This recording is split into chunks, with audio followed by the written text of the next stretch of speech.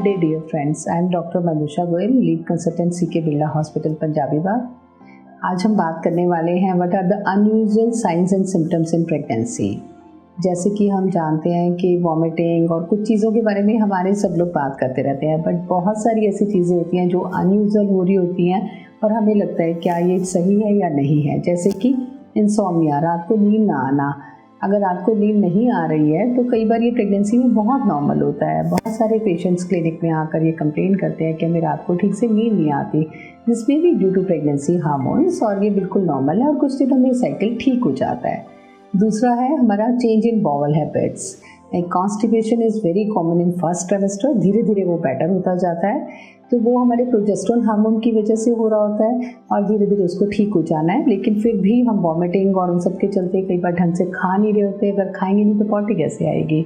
तो इसीलिए कॉन्स्टिपेशन के लिए अगर हमें एड्रेस करना है तो पहले हम देखिए कि हमारा इंटेक ठीक है या कभी कभी आयरन की टैबलेट से भी ये सब हो रहा हो सकता है।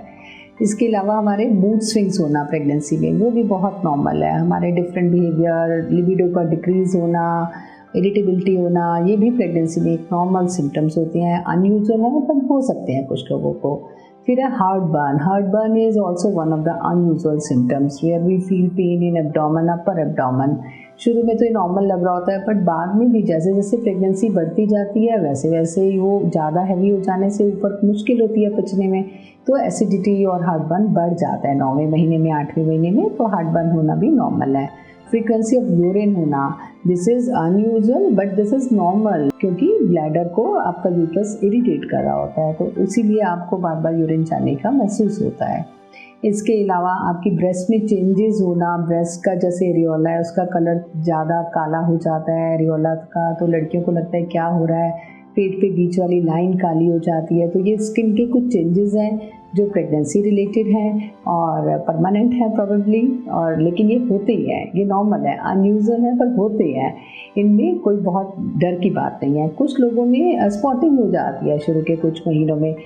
This is some time normal but may not be normal. तो उन लोगों को एक बार डॉक्टर को उसके लिए दिखाना होगा और अल्ट्रासाउंड की ज़रूरत भी पड़ सकती है।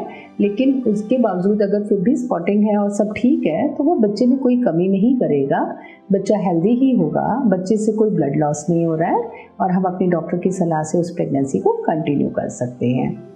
इसके अलावा हमें जानना चाहिए कि लास्ट के दिनों में या कभी भी अचानक बहुत सारा वाटर डिस्चार्ज हो जाए जबकि हमें यूरिन ना जाना हो, उसे हम लीकिंग बोलते हैं। तो अगर लीकिंग हो जाए या ब्लीडिंग ज़्यादा हो जाए या हमारे बच्चे की मूवमेंट ना हो रही हो ठीक से या हमें रुक रुक के दर्दें हो रही हो, कंटिन्यूस पेन तो कभी कभी एसिडिटी में हो सकता है पर रुक रुक कर दर्दें हो रही हैं, तो ये 4 सिम्टम्स तो डेफिनेट है जब हमें अपने डॉक्टर को ज़रूर देख लेना चाहिए। Thank you, good day.